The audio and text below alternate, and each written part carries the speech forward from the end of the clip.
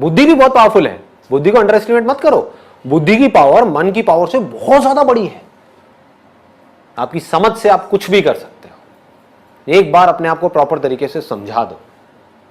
For example, अब आपको एक बहुत सिंपल सा एग्जाम्पल दूंगा, बहुत सिंपल, जिससे आप सब रिलेट कर पाओगे।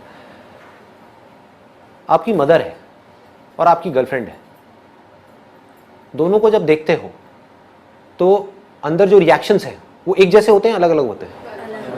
अलग अलग होते हैं। क्यों? क्योंकि रिलेशनशिप्स डिफाइंड है। ये रिलेशनशिप्स कहाँ डिफाइंड है, मन में या बुद्धि में?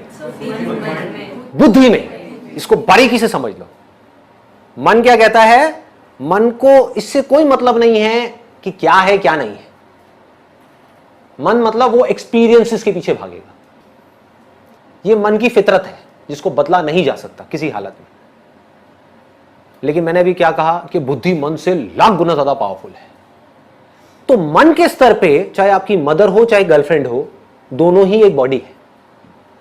मन में क्या फर्क है? मन के लिए कोई फर्क नहीं है। सिर्फ बुद्धि में ये बैठने की वजह से कि वो मां है, वो ही बॉडी जो देखने में बिल्कुल मिलती जुलती है किसी और बॉडी से, हमको अलग दिख रही है। क्या फर्क आया है? कुछ भी फर्क नहीं है। मन के लेवल पे, बुद्धि के लेवल पे फर्क आ गया, सब कुछ बदल गया, सब कुछ बदल गया, रिएक्शंस बदल गए। टच करोगे मदर को, अलग तरह की फीलिंग होगी।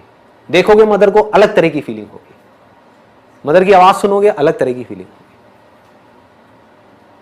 गर्लफ्रेंड को देखोगे, सुनोगे, टच करोगे, अलग तरह की फीलिंग होगी। क्या हो रहा है ये? मदर को जब ऐसे टच करते हो तो ऐसी फीलिंग क्यों नहीं होती? बुद्धि में संस्कार पड़े हैं। हमारे यहां पे इंडिया में या ईस्ट में ये जो संस्कार है ये बहुत ज्यादा स्ट्रांग है। मां मतलब भगवान का रूप,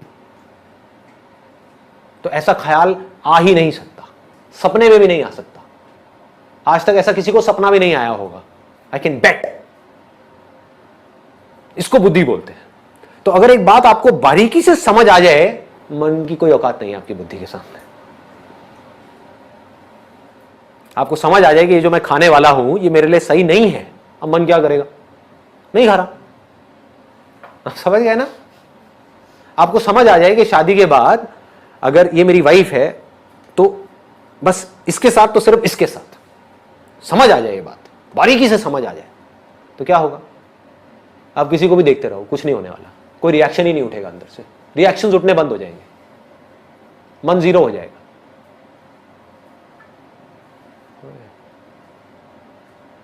इसको बुद्धि बोलते हैं। आजकल हो क्या रहा है? जिस तरह की दुनिया बन गई है, जिस तरह की मूवीज आ रही हैं, जिस तरह की बातें हो रही हैं, किसी को देख करके कुछ भी ख्याल आने लग जाएंगे। अब आप मर गए, आप फंस गए, अब आपको मरने से कोई नहीं बचा सकता। आप समझ गए? अब आपके जो डिसीजंस होंगे लाइफ में वो किसके बेस पे होंगे? आपकी मन के बेस पे या आपकी बुद्धि के बेस पे? और जो भी आदमी अपने मन के बेस पे डिसीजंस लेगा वो आज नहीं तो कल मरेगा। आपकी वाइफ है आपके घर में जिसके साथ में आपकी बहुत अच्छी रिलेशनशिप है, ऑफिस में कोई कलीग है, मन उसकी तरफ भाग रहा है, अब क्या करोगे? कैसे रोकोगे इस मन को? मर गए ना। उधर बहुत अच्छी रिलेशनशिप है, अच्छी रिलेशनशिप गई तेल लेने, इधर मन की वजह से, मतलब कि कुछ सेकंड्स के प्लेजर के लिए आपने अपनी पूरी जिंदगी खराब कर ली। और इस कलीग ने भी आपको लात मारी, कैसे जाएगा? जो अपनी बीवी का नहीं हो, मेरा क्या होगा? खत्म। क्या हुआ? पूरी लाइफ की धज्जियां उड़ा दी ना एक सेकंड के अंदर अंदर। किसने उड़ाई? किसी और ने? जो बाहर वो फीमेल थी उसने? आप ही के अपने मन ने। It has to be absolutely clear, absolutely clear कि क्या सही है क्या गलत है। और जब इसको पूरी तरह से आप पकड़ लेते हो, अभी एक दिन में नहीं होने वाला। एक बार अकबर और बीरबल शिकार पे जा रहे होते हैं और अकबर का अंगूठा कट जाता है तलवार निकालते टाइम। वो बौखला जाता है, चीखने चिल्लाने लग जाता है, कहता है सिपाहियों जल्दी जाओ, जा करके वैद्य को बुला करके लाओ, देखो मेरा अंगूठा कट गया, देखो मेरी क्या हालत हो गई। उधर से बीरबल आता है हंसता हुआ, कहता है महाराज रिलैक्स, जो होता है अच्छे के लिए होता है। कहता है बीरबल तू क्या पागल हो गया है? क्या बोल रहा है? मैं तुझे अपना समझता था और कैसी बेकार की बात कर रहा है। एक काम करो सिपाहियों, वैद को छोड़ो, पहले इस बीरबल को ले जाओ, ले जा करके उल्टा लटका दो इसको पूरी रात के लिए और उसको कोड़े मारते रहना और सुबह सुबह फांसी दे देना। ले जाते हैं बीरबल को। उधर से अकबर अकेला शिकार पे चला जाता है, उसको कुछ आदिवासी पकड़ के ले जाते हैं और उल्टा टांग देते हैं। अब वहां आदिवासियों का डांस चल रहा है। इतने में एक आदिवासी की नजर पड़ती है उसके अंगूठे की तरफ। कहते कि अरे यार ये तो अशुद्ध है, इसकी हम बलि नहीं चढ़ा सकते, छोड़ दो इसको। अकबर को छोड़ दिया जाता है। अब अकबर रो रहा है, सुबह का टाइम हो चुका है, उसको लगता है कि अब तक तो बीरबल को फांसी लग गई होगी।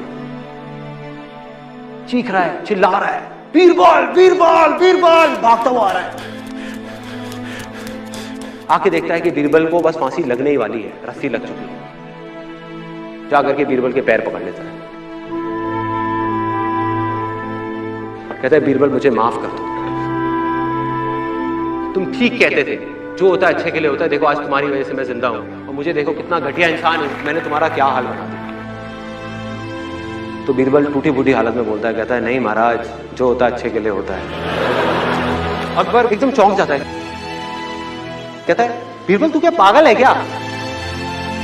क्या बोल रहा है जो होता है अच्छे के लिए होता है, इसमें क्या अच्छा है? कहता है महाराज इसमें यह अच्छा है कि अगर मैं आपके साथ गया होता तो वो लोग मेरी बलि चढ़ा देते।